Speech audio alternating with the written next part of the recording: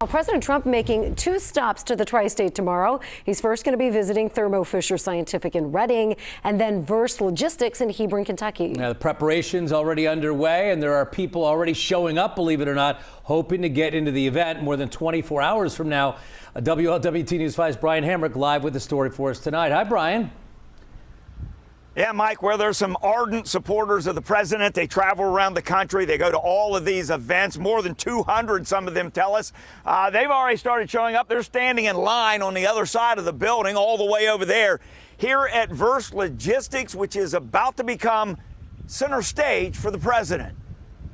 Verse is a northern Kentucky company with multiple warehouses. Verse Logistics is a very creative and innovative company. They sort through complicated logistical scenarios, but they've never had one exactly like this: the visit of a sitting president. Verse Logistics is a pillar of our community. They are a locally owned business. Republican Boone County Commissioner Jesse Brewer says the president's choice to come to this area is a tribute to Verse, but also it extends beyond any single business. It's interesting the president picks Boone County to add to the list when he's coming for a visit here to Cincinnati. It just shows you how, Boone County is a respected partner in the region.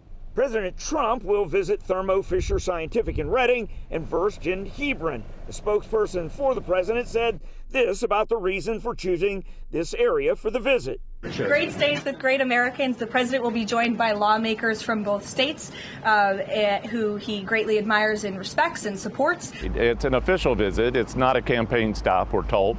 And an official visit from the President of the United States is quite a special thing. Republican Gary Moore is judge executive of Boone County. He's met President Trump on multiple occasions. It is a great opportunity, and being on the ballot this year, it's a great opportunity for those of us that have Republican primaries as well.